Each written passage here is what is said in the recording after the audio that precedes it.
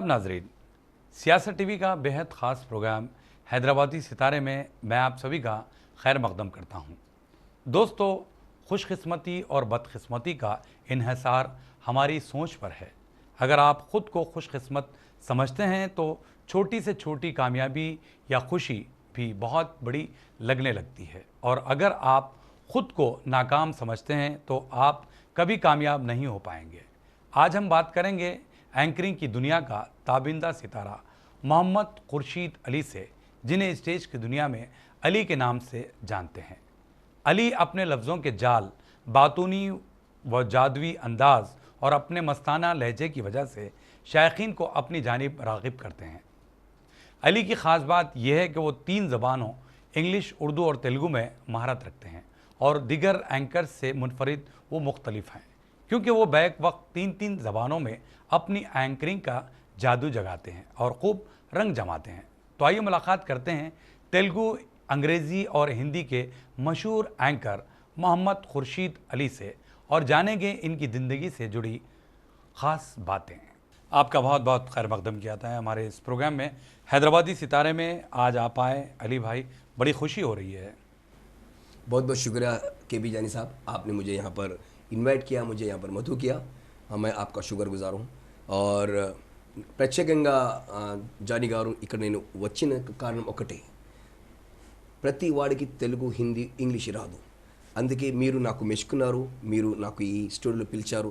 తప్పకుండా మీ యొక్క जी अली साहब, मैं जानता हूँ आपको तेलुगु से बाखूबी आप वाकिफ़ हैं, लेकिन ये आप उर्दू चैनल सियासत टीवी में आप बैठे हुए हैं। हैदराबादी सितारे प्रोग्राम के लिए आप को यहाँ पर मधु किया गया है, तो आप थोड़ा सा उर्दू में बातचीत कीजिए। उर्दू भी आप बहुत अच्छा बोलते हैं। That's right sir. अस्सलाम वालेकुम रहमतुल्लाहि बरकातहू। तमाम नाज़रीन को मोहम्मद खुर्शीद अली की जानिब से एक एंकर हूँ मैं, इंग्लिश, तेलुगु और उर्दू का।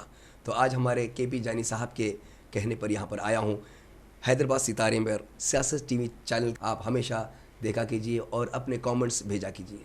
जी चलिए, शुरुआत हम यूँ करेंगे कि भाई आप इतनी अच्छी तेलुगु बोलते हैं और इतना अच्छा बात करते हैं, तो ये तेलुगु आपने कहाँ से सीखी? देखिए जानी साहब, मैं जब मेरा बचपना जो गुजरा है 1st क्लास से 5th क्लास तक, तब मेरा लैंग्वेज, सेकंड लैंग्वेज तेलुगु था। उसके बाद मेरे मम्मी पापा ने कहा कि फौरी तुम लैंग्वेज को फर्स्ट लैंग्वेज में तब्दील कर लो। तो 6 से लेकर मैं 10 तक तेलुगु फर्स्ट लैंग्वेज लेकर, इंटर डिग्री में भी तेलुगु लेकर इस हद तक पहुँचा हूँ। माशाल्लाह, बड़ी खुशी हो रही है। चलिए, जब अब तेलुगु की बात की, आपने तेलुगु का जिक्र किया, तो आप ये बताइए कि आपके जो कैरियर की शुरुआत हुई और किन किन लोगों ने आपको सपोर्ट किया, उस बारे में हमें बताइए। बिल्कुल जानी साहब, मेरा जो कैरियर था साहब, मैं जब 10th क्लास में था तब मेरे स्कूल में हमारी मैडम रईसुनिसा मैडम थी। तो जब मैं क्लास में 8, 9, 10 ये 3 सालों में, जब हमारे आंध्र प्रदेश जब एक था, जब हमारे आंध्र प्रदेश के CM NT रामाराव साहब थे, तेलुगु देशम कायम था जब, तो सबकी नकल निकाला करता था मैं क्लास में बैठकर। तो एक नकल मेरे को बहुत अच्छी लगी, आज मैं उनका फ़ैन हूँ NT रामाराव साहब का। तो NT रामाराव की आवाज़ से मैं आगे बढ़कर एक मिमिक्री आर्टिस्ट से उभरा हुआ हूँ स्कूल में। अच्छा। उसके बाद मेरा जो मेरे को सपोर्ट मिला जानी साहब, मेरे माँ बाप की दुआ से, और बाद में मेरी शादी के बाद मेरी बीवी का साथ बहुत मिला, और आज मैं ये जो इस मुकाम पे हूँ, बस पहले मेरे वालिदीन और वालिद का मैं उनके लिए मैं दुआ करता हूँ, अल्लाह उनको जन्नत दे। और अब बीवी का भी मैं बहुत शुक्रगुजार हूँ क्योंकि हर पल हर दिन वो मेरे को सपोर्ट करती है। अच्छा, लेकिन जब आपने कैरियर की जो शुरुआत की, इब्तदाई दौर में आप मिमिक्री आर्टिस्ट की हैसियत से अपने आप को मनवाया, लेकिन फिर अचानक आपको क्या सूझी, किस तरीक़े से आप एंकर बने, इसकी अहम वजह क्या रही?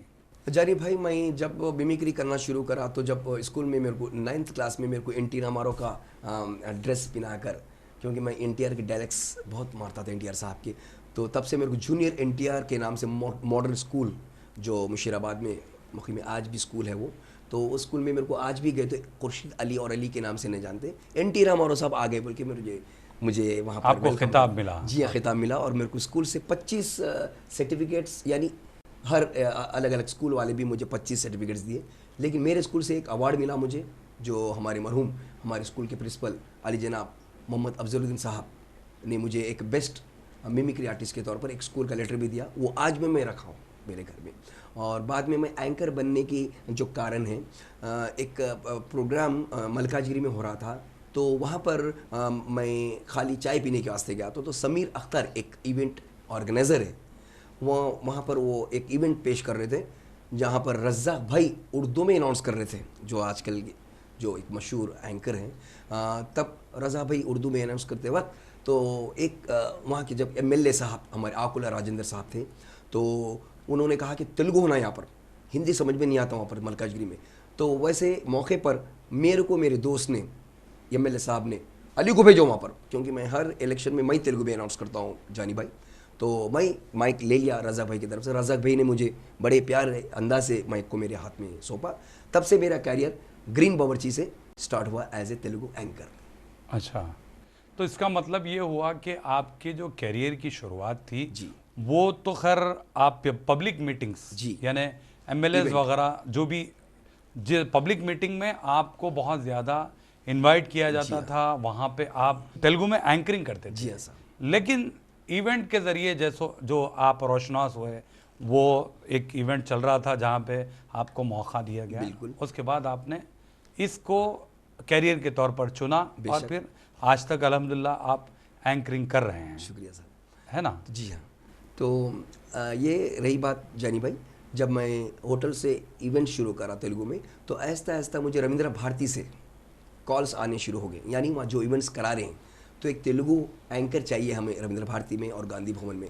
तो वहाँ पर एक मिस्टर शास्त्री बोल के एक शख्स थे जो आज हमारी इस दुनिया में नहीं है, उन्होंने मुझे इनवाइट किया रविंद्र भारती में।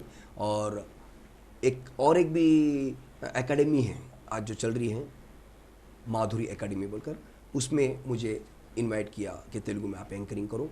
तब से मैं वहाँ रविंद्र भारती में मेरा सबसे पहला शो था तेलुगु का। और उसमें के बाद तेलंगाना के रजा उत्सव बोल के तेलंगाना का जो पीरियड चल रहा था, तेलंगाना जब नया नया क़याम हुआ था अपना स्टेट, तब भी मुझे रविंद्र भारती से एक अननोन पर्सन ने कॉल किया, अली भाई आप आकर तेलुगु में अनाउंस करो। तो वहाँ पर मैं तेलुगु में अनाउंस किया। सब लोग मेरे तेलुगु भाषा, जो मैं तेलुगु में अनाउंस करता था, सब लोग मेरे भाषा को पसंद किया। तो उसके बाद वहाँ से भी मेरे को एक सर्टिफिकेट मिला और 6,000 नगद रकम वहाँ से मुझे हासिल। नहीं, खैर आपकी ये पेमेंट से जी हाँ, मेरा कोई यानी ताल्लुक नहीं है। खुशी से जो लेकिन दी है खुशी मुझे। तो देखिए, जी हाँ, आप बहैसियत एंकर जाते जी हैं हाँ। तो आपको रेम्यूनेशन तो मिलना ही जी हाँ, चाहिए, जी हाँ। पैसे तो मिलने चाहिए। लेकिन आप पैसे से बता रहे हैं, हमारे ऑडियंस को ये लगेगा कि भाई आप बहुत ज़्यादा पैसे लेते हैं, नहीं, नहीं, नहीं, वो थोड़ा सब- कुछ कम कीजिए। नहीं ऐसा साहब, तो मामला मैं वैसा नहीं तो है। एक कमर्शियल बिजनेस नहीं करता था मैं। तो इसीलिए आप नहीं, पेमेंट नहीं। वगैरह मत बोलिए। जी। ठीक है, आपको सर्टिफिकेट्स मिले हैं, बिल्कुल, अल्हम्दुलिल्लाह, आवाज़- बड़ी खुशी की बात है। जी हाँ। बहुत अच्छा आप एंकरिंग करते हैं बेशक। और अल्हम्दुलिल्लाह जब बोलना शुरू करते हैं बेशक। तो सामने वाले की बोलती बंद हो जाती है। बेशक साहब। आपके साथ जितने आर्टिस्ट या एंकर होते जी हैं साहब। वो लोग सिर्फ अली भाई को देखते हैं। बेशक।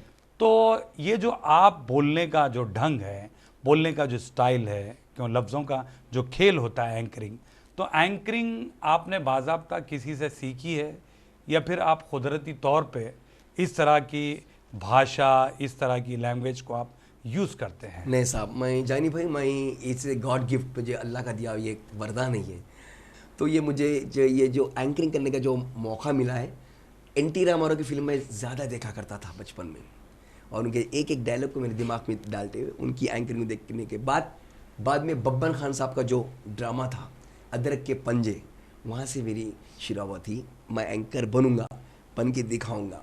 तो उसमें तो तेलुगु नहीं था, लेकिन जो उर्दू के जो अल्फाज थे बब्बन खान साहब के, तो वहाँ से मैं इस फील्ड में आ गया हूँ। और बाद में आहिस्ता आहिस्ता चलते चलते इंटर में जब आया था साहब, तो आपका जो प्रोग्राम्स थे रविंद्र भारती में, आपका भी मैं बहुत बड़ा फ़ैन हूँ साहब। आज भी मैं आपकी इज़्ज़त करता हूँ।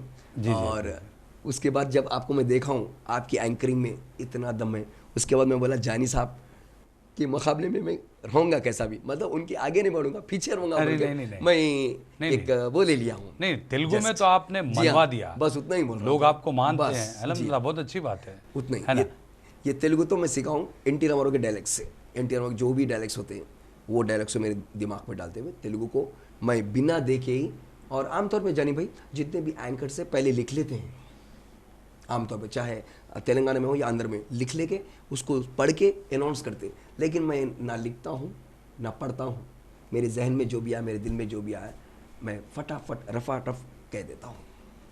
लेकिन एक बात है अली भाई कि आप इतना अच्छा तेलुगु बहुत ही अच्छे फ्लुएंसी से बोलते हैं, बहुत आसानी से रवानी के साथ आप अल्फाजों का जो इस्तेमाल करते हैं, तो क्या कभी किसी उस्ताद के पास तेलुगु सीखने का मौका मिला या फिर वही भी गॉड गिफ्ट है, वो आप बताइए। ये तो सबसे पहले भाई जब हम ये मुकाम में आते हैं तो तेलुगु लैंग्वेज क्या है, हम जैसे मुसलमान के लिए बहुत बड़ा टफ मामला होता है।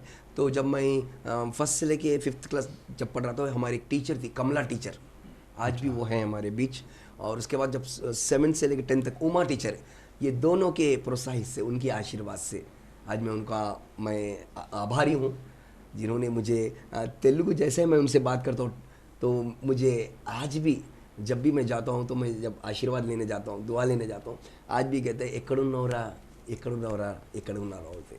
तो ఇక్కడ ఈ స్టేజ్కి నువ్వు ఎదిగినావంటే మా ఆశీస్సులు నీతో పాటు ఉన్నాయి నాన్న, ఎల్లప్పుడూ నా మమ్మల్ని మా గురించి ఆ దేవుడితో ప్రార్థిస్తుండు, हम दोनों के वास्ते दुआ कर अल्लाह से हम सेहतमंद रहे। उमा और कमला टीचर, ये 2 टीचर्स के जरिए मैं आज तेलुगु इतनी फ्लुएंस बात कर सकता हूँ।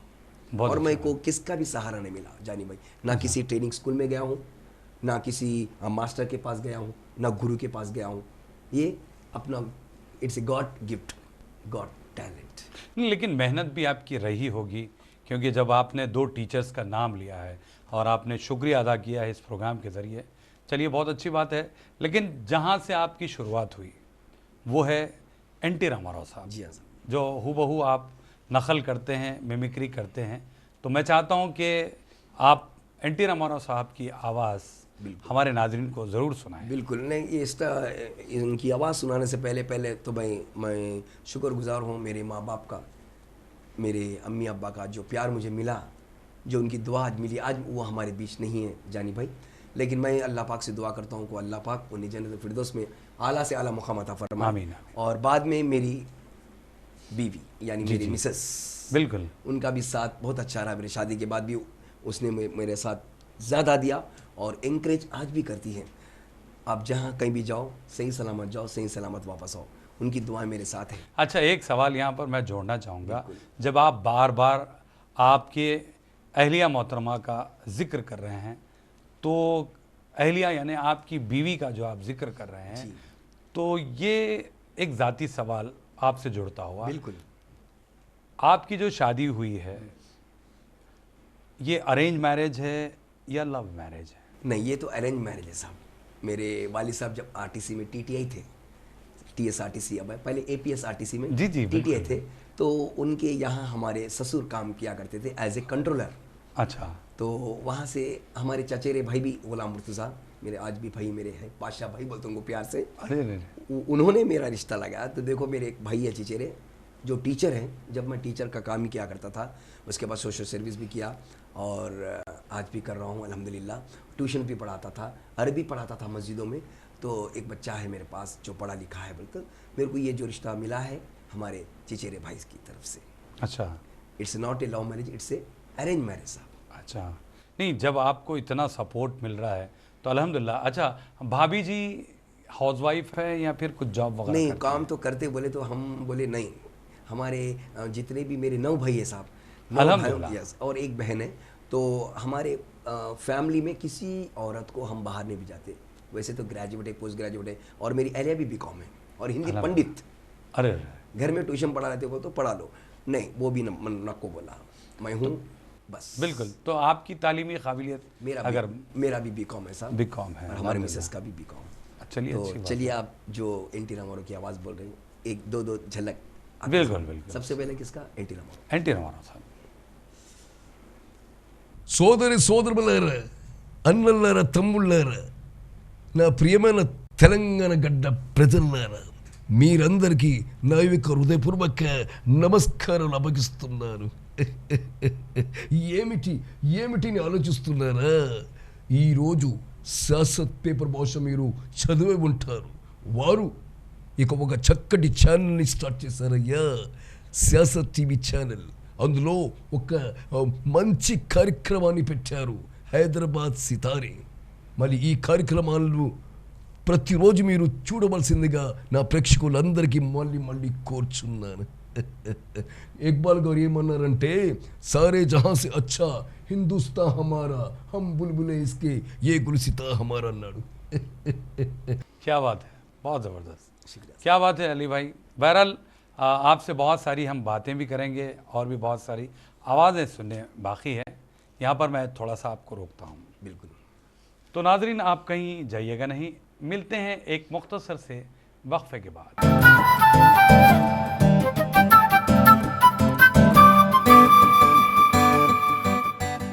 नाजरीन, सियासत टीवी की ताज़ा तरीन ख़बरें, मुशायरे, मजहबी प्रोग्राम्स और दीगर तफरीही प्रोग्राम्स देखने के लिए आप हमारा मोबाइल ऐप प्ले स्टोर से डाउनलोड कर सकते हैं. इसके अलावा यूट्यूब और फेसबुक पर आप सियासत टीवी का राज टेलीकास्ट भी देख सकते हैं.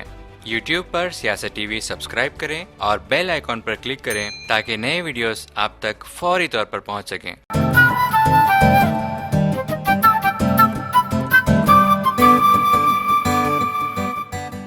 वक्फे के बाद आप सभी का हम खैर मकदम करते हैं हैदराबादी सितारे प्रोग्राम में. आज हम बात कर रहे हैं हैदराबाद के बहुत ही मशहूर एंकर जो तेलुगु, हिंदी और इंग्लिश में बखूबी एंकरिंग करते हैं, जिन्हें हम अली भाई कहते हैं, लेकिन उनका असली नाम है मोहम्मद खुर्शीद अली. जो ब्रेक से पहले आपने अपने इब्तदाई दौर की बातें बताई और किस तरह आपने तेलुगु सीखी और तेलुगु में बहुत अच्छा बोलते हैं. एक बात मैं जानना चाहूँगा, जब आप इतनी अच्छी तेलुगु बोलते हैं और फिर एंकरिंग करते हैं, तो फिर आप फिल्मों की तरफ क्यों राग़िब नहीं हुए? जानी भाई, ऐसे है कि मुझे ऑफ़र आए तेलुगु फिल्म्स में, लेकिन साइड एक्टर्स के नहीं, साइड एक्टर्स के नीचे रहना. अच्छा. तो वो आए थे ऑफर्स, लेकिन यहाँ नहीं थे, वो तमिलनाडु में था. तो यहाँ हैदराबाद के भी आए थे, लेकिन मुझे वो चांस नहीं मिला जो मैं चाहता था. अच्छा. जैसे बचपन का रोल या कॉमेडी का रोल या मिमिक्री करने का रोल. तो तब से जब मैं बच्चा ही था, जब 8, 9, 10 में आए थे ऑफ़र मुझे, तो फिर हमारे डैडी ने कहा कि नहीं बेटा, फिल्म में नहीं जाना, तो फिल्म लाइन में ना को जाओ, ऐसी स्टेज आर्टिस्ट बन जाओ, ऐसी स्टेज एंकर बन जाओ. एंकर भी वो बोलते थे मुझे. मैं घर के सामने भी कभी कभी गणेश मंडप के प्रोग्राम भी होते थे, गणेश को उत्सव के मौके पर, और आमतौर पर 11वीं शरीफ भी हमारे हल्के में मनाते हैं, खवाली वगैरह वगैरह. तो ऐसे टाइम पे भी वहाँ पर, और इलेक्शन के टाइम पे भी मुझे लेके जाते हैं. यही वजह थी कि आप पढ़ाई पे ज़्यादा ध्यान दो, पढ़ाई के बाद फिल्म में जाओ बोले थे. उसके बाद मेरे को बहुत से मेरे दोस्त भी बोले कि तुम फिल्म में जाओ, लेकिन जानी भाई, जब हम फिल्म में जाते हैं तो वहाँ पर हमारी इज्जत नहीं होती. कलाकार कलाकारी होता, कॉमेडी होता, और मिमिक्री आर्टिस्ट होता. तो मेरे को, और मेरे डबिंग भी मैं 1-2 फिल्म में कर चुका हूँ, जो शॉर्ट फिल्म्स थे, वो रिलीज़ भी हुए, जो यूट्यूब पे आए हैं. तो मैं कोशिश कर रहा हूँ फिर फिल्म में जाने की, लेकिन अब क्या है, उम्र भी होना चाहिए ना. अभी भी ऑफ़र अगर आए तो बिल्कुल मैं जाऊँगा. तो वैसे तो अल्लाह का दिया हुआ मेरे को जो गला है, जो वॉइस है, आज भी मेरी पहले जैसी थी वैसी है अली भाई, जानी भाई. नहीं, लेकिन आपने बताया कि भाई फिल्मों में अगर आप जाएं, वहाँ पर एक्ट करें, तो वहाँ उतनी इज्जत नहीं होती. जी हाँ. उतना मुकाम नहीं मिल पाता. इसी वजह से आप एंकरिंग से जुड़े हुए. जी हाँ साहब. लेकिन ऐसा तो फिल्मों में जो फिल्म वाले होते हैं, उनकी तो हर जगह इज्जत और बढ़ जाती है, लेकिन आप ये क्यों कह रहे हैं? जानी भाई, मेरे को, मैं एक टीचर हूँ के भाई पहले ही बोल चुका हूँ, और टीचर के साथ साथ एंकरिंग भी करता हूँ. जहाँ जहाँ मुझे बुलाते हैं इवेंट ऑर्गेनाइज़र, इवेंट मैनेजर्स, तो वहाँ पर जाकर एंकरिंग करता हूँ. तो टीचिंग भी करता हूँ. ये 2 में मुझे वक्त नहीं मिलता है, तो इस कारण से मैं फिल्म लाइन में मैं बोला कि ना जाना अच्छा है, ये बेहतर है. एंकरिंग में अपने मुकाम को बनाए रखा भाई. अच्छा जी. अच्छा, जब आप बहैसियत आर्टिस्ट जी. अपने आप को देखते हैं, तो बहैसियत आर्टिस्ट तेलुगु लैंग्वेज आने से कितने फ़ायदे होते हैं, हमारे नाज़रीन को बताइए। देखिए, तेलुगु नाज़रीन, मैं ये कहना चाहता हूँ कि तेलुगु आज बहुत अहम सब्जेक्ट है। तेलुगु एक अहम भाषा है आजकल। बिना तेलुगु के हम, क्योंकि अपना स्टेट जो है जानी भाई तेलुगु राष्ट्र है। पहले तो आंध्र प्रदेश था, अब तेलंगाना अलग हो गया, आंध्र अलग हो गया, लेकिन तेलंगाना में रहना है तो तेलुगु सीखना है और सिखाना है। इसके कई फ़ायदे हैं, చాలా లాభాలు ఉన్నాయి దీని ద్వారా। తెలుగు నేర్చుకుంటే, తెలుగు మన మనసులో ఉంటే, తెలుగు భాష లెస్స బోలే, గురుజడ అప్పారో క్యా బోలే, దేశమును ప్రేమించుమన్నా, మంచి అనేది పెంచుమన్నా, వట్టి మాటలు గట్టి పెట్టు, గట్టి మీద తల పెట్టబోయి, ऐसा बोलने वाले बहुत कम होते हैं। खाली तेलुगु पंडित कहते हैं, और तेलुगु जो माहिर है, तेलुगु जो क्लुप्तंगा जो बात करते हैं, फ्लुएंसी में जो तेलुगु में बात करते हैं, जैसे हम जैसे जो आपके सामने जो मैं कविता रखा, तो इसको मैं जैसे ही किताब में एक बार पढ़ लेता हूँ, फौरी में कह देता हूँ। कोई कविता हो या कोई भी पद्यम हो, या तो तेलुगु सीखना बहुत ही ज़रूरी है। तेलुगु के बिना आज कोई भी इंडस्ट्री में कहीं भी जाओ आप जॉब के लिए, सबसे पहले उन्हें जो सवाल पूछता है, इंग्लिश ही है, तेलुगु है, उर्दू है। तो आजकल जितने भी तेलंगाना में जानी भाई कंपनीज हो या इंडस्ट्रीज हो या ऑफिसेस हो या गवर्नमेंट जॉब हो, आजकल गवर्नमेंट जॉब में भी तेलुगु में कॉम्पिटिटिव एग्जाम्स जो चल रहे हैं तेलंगाना स्टेट्स जी पब्लिक सर्विस कमीशन में, तेलुगु के ज़्यादा होते हैं। और अम्बेडकर यूनिवर्सिटी जो चल रहा है, अम्बेडकर यूनिवर्सिटी हो या OU में, तेलुगु में ज़्यादा ये बढ़ावा दे रहे हैं। तो तेलुगु सीखने से हमारे नाज़रीन से मैं गुजारिश करता हूँ, अपने बच्चों को तेलुगु सिखाइए। तेलुगु ऐसा सिखाइए कि वो समझ सके और लिख सके और जान सके कि तेलुगु क्या है। ये तेलुगु से ही आगे बढ़ सकते हैं हम। खाली उर्दू है, इंग्लिश है, नहीं चलता मेरे भाई। तो तेलुगु रहने से क्या बहुत से फ़ायदे, अभी मैं बोला, तेलुगु रहने से आप तेलुगु पंडित भी बन सकते हैं, और एक छोटा सा स्कूल भी खोल के आप अगर चलाएंगे तो तेलुगु में नहीं, वहाँ पर उर्दू मीडियम में चलाते हम, लेकिन तेलुगु रहने से क्या है बहुत से फ़ायदे हैं। और तेलुगु में आपको फ़ायदा ये है कि आपको प्रमोशन भी मिलता, और तेलुगु से आप एक चाहे तो आप लेक्चरर भी बन सकते, तेलुगु पंडित से टीचर भी बन सकते। तो तेलुगु होना ज़रूरी है जानी भाई। तेलुगु नहीं है तो वो कहीं का नहीं है। खाली उर्दू इंग्लिश में काम नहीं चलेगा। Telugu it's very very important. बिल्कुल, क्योंकि जब तभी तो आप बहुत अच्छा तेलुगु बोलते हैं, एंकरिंग करते हैं। लेकिन एक चीज़ ये है अली भाई कि आप तेलुगु के साथ साथ इंग्लिश में भी एंकरिंग करते हैं, तो हमें ये बताइए कि इससे आपको कितना फ़ायदा हासिल होता है। जानी भाई, जब मैं तेलुगु में जब माहिर हो गया, कि मतलब एंकर बन गया हूँ, तो आज जितने भी इवेंट ऑर्गेनाइजर हैं, उर्दू तो बहुत है बोलने वाले, उर्दू एंकर्स हैं, number of anchors are in Telangana state में है। लेकिन जब तेलुगु एंकरिंग मैं बन गया तेलुगु एंकर, तो मेरे दिमाग में आया क्यों ना मैं इंग्लिश में भी अनाउंस करूँ। इंग्लिश कोई नहीं जानते, इंग्लिश पे कोई अनाउंस नहीं करे अब तक। मेरे फील्ड में 25 साल से मैं, ये जो कैरियर है मेरा जानी भाई, 25 साल में कई एंकर्स को मैं देखा हूँ। हैदराबाद, सिकंदराबाद में भी है, आंध्रा के एंकर्स भी मालूम मुझे, तेलंगाना के आंध्रा में सलीम भाई बोल के, अच्छा, जो कर्नूल के एंकर है साहब, तो वहाँ पर एक ही एंकर है सलीम भाई। और अपने तेलंगाना में तेलुगु एंकर जो मुस्लिम होते हुए, ये मिस्टर आज भी है, अली रहमत अली है। अच्छा, एक और एंकर भी है, और एक एंकर है, लेकिन उन्होंने गाने गाते, एंकरिंग ज़्यादा नहीं करते, ओनली सॉन्ग्स। तो ये क्या है, तो उसका मैं इंग्लिश क्यों ना सीखूँ, इंग्लिश में क्यों ना अनाउंस करूँ, सीखूँ नहीं अनाउंस करूँ। तो जैसे मैं इंग्लिश और उर्दू में अनाउंस कर रहा था एक इवेंट में, तो सबसे पहले मुझे जो बुलाए, अरे इंग्लिश में भी आ रहा है भाई, तेलुगु में भी आ रहे हो, तो वो है हमारे second event organiser mister Salauddin भाई, और उसके बाद फिर हमारे अशरफ जी शाह भाई। इस तरह से इवेंट ऑर्गेनाइजर में मेरा नाम होते गया कि इंग्लिश और तेलुगु में माहिर है। उर्दू में तो अल्हम्दुलिल्लाह पूरे हैं, उर्दू में ज़रूरत नहीं अली भाई, आप सिर्फ तेलुगु में और इंग्लिश में इनवाइट करो सभी मेहमानों का। तो इस तरह से मैं इंग्लिश सीख लिया हूँ, और सीख लिया हूँ यानी बगैर देखे मैं इंग्लिश में रट्टा-रट बोल देता हूँ भाई। वो मेरे को भी, वो that is also a god gift, Allah का दिया हुआ है। चलिए, अच्छी बात टैलेंट है ये। नहीं, लेकिन मैं आपसे ये जानना चाह रहा था कि भाई तेलुगु के साथ साथ आप इंग्लिश एंकरिंग जो करते हैं, जी साहब, इसमें आपको कितना फ़ायदा हासिल हुआ? हाँ, इसमें तो फ़ायदा जो हुआ मेरे को, ये हैदराबाद में अब ऐसे MNC कंपनीज आ गए हैं जहाँ पर कॉन्फ्रेंसेस होते हैं और मीटिंग्स होते हैं, और जिसमें आंध्रा के बिजनेसमैन भी आते हैं, तेलंगाना के बिजनेसमैन भी होते हैं, और साथ में नॉर्थ इंडियन के ऑफिसर्स यानी वहाँ के लोग भी यहाँ पर आते हैं। तो इस वजह से मुझे भी उस कॉन्फ्रेंस में, ऐसे मीटिंग्स में मुझे इनवाइट किया जाता है, तो इससे मुझे थोड़ा फ़ायदा मिला उनसे। अल्हम्दुलिल्लाह। चलिए, बहुत अच्छी बात है अली भाई। आप यूं ही काम करते रहें, बेशक। हमारी तो यही दुआएं हैं, नेक ख्वाहिशात है। चलिए आप अपने फैमिली बैकग्राउंड के बारे में बताइए। जब आप एंकरिंग करते हैं तो क्या आने वाली पीढ़ी में, यानी आपके बच्चों में किसी को आप टिप्स दे रहे हैं या फिर इस फील्ड से आप थोड़ा सा दूर ही रखे हैं? नहीं जानी भाई, मेरे 3 बच्चे हैं, एक बेटी है, 2 बेटे हैं। बेटी की अल्हम्दुलिल्लाह शादी कर चुका हूँ और मेरे दामाद एक बेस्ट बिजनेस आइकॉन है।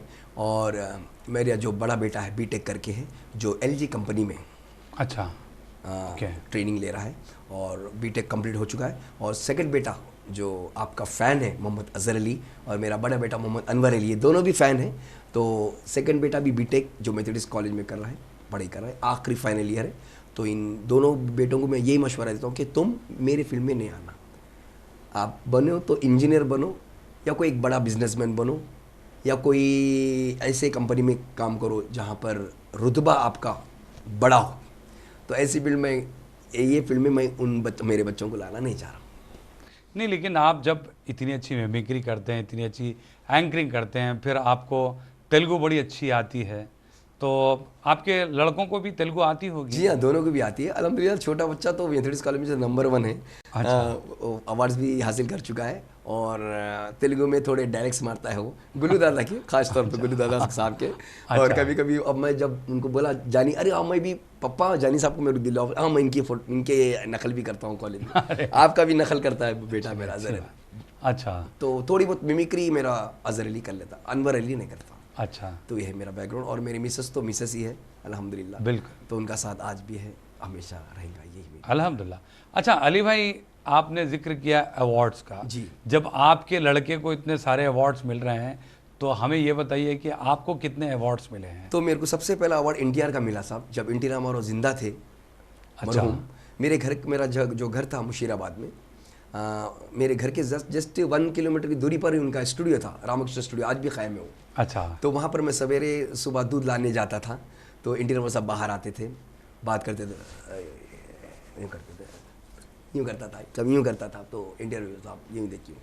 जब मैं 7वीं क्लास में था साहब, 7th क्लास, अच्छा, ये जो मैं आपको जिक्र 1975 की बात कर रहा हूँ मैं आपको। तो तब वो जब एनटी रामाराव साहब सीएम ने थे 75, अच्छा। 82 में हमारा तेलुगु देशम कायम हुआ। उसके बाद वो चीफ मिनिस्टर बन गए 2 बार। तो जब से मैं उनको ये एक्टिंग शुरू करा 75 में के बाद, कॉर्पोरेट इलेक्शन जो होते थे, एमएलए इलेक्शन होते थे, कॉर्पोरेट इलेक्शन में एनटीआर की आवाज़ निकाला। वो निकालने के बाद एनटी रामाराव की साहब गाड़ी बाजू जा रही, मैं इधर हूँ, तो जो फैंस होते हैं एनटीआर की गाड़ी चली गई, एनटीआर साहब की गाड़ी। मैं जब नकल कर रहा हूँ, अभी एनटीआर साहब यहीं है क्या, बुढ़ी देख के बोल रही, अయ్యో వెళ్ళిపోయిన తర్వాత हिमालय वरू ही ना, अయ్యో अम्मो अच्छा है అలాగే మాట్లాడదు बिड्डा, ये सब बनाई ली मेरे को। तब मेरे को वहाँ पर अवार्ड कौन दिए, जब हमारे तेलुगु देशम के एमएलए सनत नगर राजेश्वरराव साहब आज नहीं है, तो उनके हाथों मुझे बेस्ट एनटी रामाराव का award, best voice of NT Rama Rao award दिए, आज भी मैं रखा हूँ साहब। उसके बाद ऐसा ऐसा रविंद्र भारती, गांधी भवन, ऐसे बहुत सारे अवार्ड्स हैं। स्कूल से भी मुझे मिले, और हाल में मुझे गांधी भवन में भी मुझे हमारे जो भी इवेंट ऑर्गेनाइजर्स होते उन्होंने मुझे अवार्ड से नवाजा है। लेकिन अली भाई, जब अवार्ड्स का जिक्र होता है तब एक चीज़ यहाँ पर मैं जोड़ना चाहूँगा कि लगभग आपने अपने कैरियर में कितने शोज़ किए होंगे? तो मोस्ट प्रॉब्लम जानी भाई, आज तक कोई एंकर नहीं बता सका, ना ही बता सकेंगा। मैं चैलेंज के साथ कह रहा हूँ, मेरे में जो टैलेंट है हर एक में है, अल्लाह दिया हर एक को टैलेंट। तो मैं अब तक अल्लाह के फजल करम से 675 शोज़ किया हूँ मैं, 675 शोज़ किया। तो जैसे जैसे शो करते हैं मैं उसके बाद लिख लेते हैं? अच्छा, जी हाँ, ठीक है। आज भी वो डायरी है मेरे पास, मैं स्टार्ट हुआ मैं, और स्कूल के भी लिख लिया हूँ मैं। स्कूल में भी एनुअल डे जब होता है वो भी इवेंट्स में आता है। सही बात। दूसरे स्कूल्स वाले भी बुलाते हैं साहब मुझे, जैसा सेंट एंड स्कूल है, और फ्रॉबल्स गार्डन स्कूल है, एंड फाउंडेशन टैलेंट स्कूल है, एंड सेंट मेरीज है। ऐसे स्कूल में भी मैं, और डेक्कन स्कूल है, ऐसे स्कूल में भी मैं एंकरिंग करता हूँ साहब, वो भी इवेंट में आता है। सही बात। तो वहाँ से भी मुझे अवार्ड्स मिले हैं, आज मैं उन अवार्ड्स को मैं रखा हूँ, और थोड़े अवार्ड्स को मैं दे दिया हूँ ऐसे गिफ्ट के तौर पर। मेरे किसको दिया आपने? हमारे दोस्त के बच्चों को दे दिया, रख लो बोल के। उसमें क्यों? नाम नहीं होता, क्योंकि उसमें अच्छा। खाली फाउंडेशन का नाम था, मेरा नाम नहीं था उसमें। अच्छा, तो ऐसी दिए जिनमें नाम होता है वो आप रखते वो हैं? मैं रख लिया साहब, आज भी मेरे पास मौजूद है अल्हम्दुलिल्लाह। माशाल्लाह, आपने काफ़ी अच्छा काम किया। लेकिन अभी हम चलते हैं कुछ आवाज़ों की तरफ, क्योंकि काफ़ी देर से आप गुफ्तगू कर रहे हैं लेकिन हमें आवाज़ें ही नहीं सुना रहे हैं, क्या बात है? बिल्कुल। तो अभी जो अगली आवाज़ है राव गोपाल राव, ये बहुत ही अच्छे कलाकार, एक अच्छे विलन थे। जैसे हिंदी में प्राण अजीत होते ना, तो तेलुगु फिल्म में राव गोपाल राव और आज के दौर में कोटा श्रीनिवासराव है। तो फिर राव गोपाल राव आज हमारे बीच नहीं है, लेकिन मैं भी उनका बहुत बड़ा फ़ैन हूँ। वो भी तेलुगु देशम में थे एज ए MP। तो उनकी आवाज़ को मैं प्रैक्टिस कर लिया घर में बैठ के। इसको प्रैक्टिस करना पड़ा, जो अपने आप, मैं किसी के यहाँ जाकर प्रैक्टिस नहीं करता था। आज भी जितने भी कलाकारों के अलावा मैं मतलब आवाज़ निकालता हूँ, अपने आप कर लेता हूँ। राव गोपाल राव ఏమిటయ్యా ఇందాక చెప్పారు నువ్వు వస్తావని ఎందుకు రావడం లేదు, ఇలా నన్ను విసిగిస్తే మర్రైపోతావు. ఎందాక చెప్పారు మరి కాసేపులో మనం శాశ్వత ఆఫీస్కి వెళ్ళాలి, ఆ సమయాన్ని నువ్వు పాటించమంటూ నువ్వు పాటించవు. అలా చేయకరా, నన్ను విసిగించకు. ఇలా విసిగిస్తే బాగుండదు నాయన. దయచేసి నా మాటను నువ్వు తప్పనిసరిగా విని మళ్ళీ తెలియచేస్తున్నాను. ఒక్కసారి మాట ఇచ్చిన తర్వాత మాటని మరవకూడదు. మరిస్తే కానీ మర్రైపోతావు. और आखिरी में तेलुगु का MS बल्कि है साहब, आज भी वो आज के तेलुगु इंडस्ट्री में एक जो कॉमेडियन है, राजबाबू उस ज़माने में थे, अल्लू रमनिया थे, आज वो लोग नहीं है। आज टॉप बोल तो तेलुगु इंडस्ट्री में ब्रह्मानंदम, MS और सुधाकर, ये तीनों हैं। ये तीनों में आर्टिस्टों में मैं ज़्यादा इंकरेज करता हूँ MS को। कॉपी करते हैं? कॉपी करता हूँ जी। अब देखिए, अब इसमें तो नाजरीन हंसेंगे, जो मेरे प्रोग्राम देखेंगे, आप भी हंसेंगे। ఇందాక చెప్పాను కదా జానీ గారు, ఇంత చక్కటి కార్యక్రమాన్ని మీరు ఇక్కడ పెట్టారంటే చాలా బాగుందిరా బాబు. ఎంత చక్కటి కార్యక్రమం మీరందరూ చూడాలరా బాబు. మరి ఈ శాశ్వత వాళ్ళు ఇలాంటి వాళ్ళు కాదు. హైదరాబాద్ సితార కార్యక్రమాన్ని పెట్టి ఎంత చక్కటి కార్యక్రమాన్ని మీకు అందిస్తున్నారంటే ఒక్కసారి నన్ను కాదు, ప్రతిరోజు ఈ కార్యక్రమాన్ని చూసి ఆనందించగలరు బాబు. ఎక్కడ వెళ్ళాలి నువ్వు? చిక్కడపల్లియా? ఒక్కసారి ఈ గల్లీలో వెళ్ళు. ఆ గల్లీలో వెళ్తే మెడికల్ షాప్ ఉంటుంది, షమ్మ మెడికల్ షాప్ ఉంటుంది. దాని పక్కన కేసీఆర్ గారి అత్తమ్మ గారి ఉంటుంది. దాని గల్లీలో పోతే ఎమ్మెల్యే గారి బాంబర్దిల్లు ఉంటుంది. అదే గల్లీలో పోతే బర్రె ఉంటుంది. ఆ బర్రె పక్కనే ఈ సత్తరారా ఇల్లు. ये तेलुगु है। अच्छा, आज भी वो है।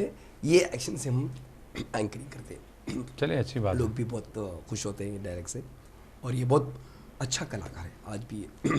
सही बात है। जिंदा है। अच्छा अली भाई, बहैसियत एंकर, जी। अगर कोई इसको कैरियर के तौर पर चुनना चाहता है, यानी तेलुगु में एंकरिंग करना चाहता है, उसके लिए आप क्या टिप्स देंगे? जानी भाई, मैं इसके लिए मैं क्लासेस भी शुरू करने जा रहा हूँ आपकी दुआ से। अगर ये मेरे पास आकर, मेरे पास नहीं, आजकल तो फ़ोन हो गया, कौन आकर सीख रहा ट्रेनिंग क्लासेस में, फ़ोन हो गया, उसके ज़रिए में भी मैं ऑडियो यानी ये वॉइस मेल के ज़रिए डायरेक्ट उनको भिजा देता हूँ। अगर उनको मेरी एक्टिंग देखकर सीखना है, ओनली तेलुगु एंकरिंग सेंटर, यानी आजकल उर्दू भी सिखा रहे लोग। और एक्टर जुबली हिल जाइए, आप जो मंजर जाइए, वहाँ पर देखिए एक्टिंग, डबिंग, अगर आप फिल्म एक्टर बनना चाह रहे या एंकर बनना चाह रहे, उसके लिए कोर्स होता है। मैं बिना कोर्स, मैं कहीं कोर्स सीखा भी नहीं, ना सीखूंगा, मैं सीख लाऊंगा। मैं गरीब बच्चों को सिखाऊंगा, घर पर नहीं। अगर घर के पास कोई एक रूम अगर मुझे दिलाए, तो उन गरीब बच्चों को वहाँ रूम में बिठाकर 1 घंटा काफ़ी है एंकरिंग। उनसे मैं कुछ भी नहीं लूँगा और इतना बेहतरीन एंकर बना दूंगा उनको, ताकि हम तो तेलंगाना में से 2 ही है जानी भाई एंकर्स, मैं और रहमत अली, तेलुगु में जो as a Muslim Telugu anchors तो है, लेकिन वो ऐसे इवेंट्स, ऐसे लाइव ऑर्केस्ट्रा में नहीं आते, ना करो के प्रोग्राम में आते, ना ही ऐसे हॉल्स में जो ऑडिटोरियम में प्रोग्राम्स होते हैं, ऐसे बड़े बड़े शोज़ में आते हैं। तो ये है, तो मैं फ्री ऑफ कॉस्ट में सिखाऊंगा। अगर जो भी बच्चे इंटरेस्ट है, अगर आपकी तरफ से भी कोई गरीब बच्चे हैं सीखना चाह रहे हैं एंकरिंग, तो बिल्कुल मेरे यहाँ नंबर नहीं, बिल्कुल आपके ज़रिए अगर कोई एंकरिंग सीखता है, उसको एक रोज़गार का मौका फराम हो जाएगा। बेशक साहब, है ना? बेशक आपकी यही कोशिश है, यही पहल है, क्योंकि अल्हम्दुलिल्लाह आपके लड़के तो जो है पढ़ रहे हैं और अल्हम्दुलिल्लाह एक अच्छे लेवल पे चले जाएंगे। जी हाँ साहब, शायद उनकी दुआएं उनको काम में बेशक साहब, है ना? बिल्कुल। और एक बात जानी भाई, मैं ये भी कहना चाह रहा हूँ नाज़रीन से और ऑडियंस से कि जब एंकरिंग मैं सिखा देता हूँ, एक एंकर का प्रोग्राम भी लगाना चाह रहा हूँ मैं, एंकर कंपटीशन। अगर जो भी अच्छा एंकरिंग करेगा उनको एक अवार्ड भी रखूँगा, सर्टिफिकेट भी रखूँगा, that also without taking any amount. ना ही चीफ गेस्ट से लूँगा मैं, सही है। ये अपने आप से, अपने पैसों से, अपनी मेहनत के पैसों से सर्टिफिकेट चलिए, बनाकर अच्छा उनको है। दूंगा। बहुत अच्छी अवार्ड्स बात तो है। क्या है, अवार्ड्स देने वाले तो रहते कैसा भी, सर्टिफिकेट देना मामूली बात नहीं। वो कौन देंगे, कौन जज करेंगे, एंकर्स को बोलूँगा मैं, जो टीवी के एंकर से, फिल्म इंडस्ट्री के एंकर से, जैसे आप भी एक एंकर है साहब। आई एम द फाउंड, अभी भी बोल रहा हूँ, आज मैं शुक्रगुजार हूँ। आज मैं जितने भी फिल्में आपके देखा हूँ, really I feel very happy. చాలా బాగా నటిస్తారండి మీరు. మరి సాధారణంగా నేను when I was in 10th class అప్పటి నుంచే మా కేపీ జానీ గారి యొక్క ఫ్యాన్ అయిపోయాను. అండ్ ప్రత్యేకంగా when I was seen you on Tank Bund, Siasat lucky weekly draw ఉంటుంది, उसमें जब देखा हूँ तो मैं इतना खुश हुआ हूँ, इतना आके मिलूँगा समझा. लेकिन मुझे वो जो पब्लिक जो घेरी थी आपके यहाँ, आखिरी तक चला, मैं समझता हूँ अप टू 12:30 या 11:30 तक चला प्रोग्राम वो टैंक बंड पर, जिसमें आपकी एंकरिंग थी. बिल्कुल. एक मिमिक्री आर्टिस्ट को भी एक गांव से बुलाया आप, महबूब नगर से, हाँ हाँ, जो आवाज़ निकाला था. तो भाई एक हमारे एक आखिरी एक डायलेक्ट मानना चाह रहा हूँ वैएस सर बिल्कुल रेड्डी बिल्कुल साहब का, अगर आप इजाज़त दिए तो. बिल्कुल बिल्कुल. అధ్యక్ష ఎంత బాగుందంటే ఈరోజు 13/12/2021 ఈరోజు అధ్యక్ష ఎంత చక్కటి కార్యక్రమాన్ని పెట్టారు జారీ గారు, వారికి నా హృదయపూర్వక శుభాభినందన తెలియపరుస్తున్నానయ్యా. నా కొడుకైన జగన్మోహన్ రెడ్డి గారికి కూడా నేను తెలియపరుస్తున్నాను, ఇలాంటి షోస్ని కూడా ఆంధ్రప్రదేశ్లో కూడా పెట్టాలి. ఎంత చక్కటి కార్యక్రమం, హైదరాబాద్ సితారాని పెట్టి అధ్యక్ష అందరినీ ప్రోత్సహిస్తున్నారు. మీరు కూడా ఒక్కసారి కాదు నాన్న, ఎల్లప్పుడూ చూడండి ఎంత చక్కటి కార్యక్రమం సియాసత్ టీవీ ఛానల్గా సియాసత్ ఎడిటర్ గారు మీకు అందిస్తున్నారు. ఒక మధురమైన కార్యక్రమం అధ్యక్ష. ఇక నేనుంటే తప్పనిసరిగా చూసేవాని, కానీ ఈరోజు నేను లేను. क्या बात है, बहुत ज़बरदस्त. तो बहरहाल अली भाई आप आए, इतना वक्त दिया और बहुत सारी बातें, अच्छी अच्छी बातें बताई, और ख़ास तौर पर आपके उन जज्बे की कदर करते हैं जो लोग एंकरिंग से जुड़ना चाहते हैं, एंकरिंग सीखना चाहते हैं. ये फ्री ऑफ कॉस्ट आपको एंकरिंग ज़रूर सिखाएंगे. बहरहाल बहुत बहुत शुक्रिया. आज के लिए हम यहीं पर आपको रोकते हैं क्योंकि वक्त इस बात की इजाज़त नहीं देता. बेशक, बहुत बहुत शुक्रिया sir, once again thanks to you sir. तो नाजरीन, आज के लिए इतना ही. ऐसे ही सितारों के साथ हम आपके बीच हाजिर होंगे हैदराबादी सितारे प्रोग्राम में. आप अपने दोस्त और होस्ट केबी जानी को इजाज़त दीजिए. अल्लाह हाफिज़.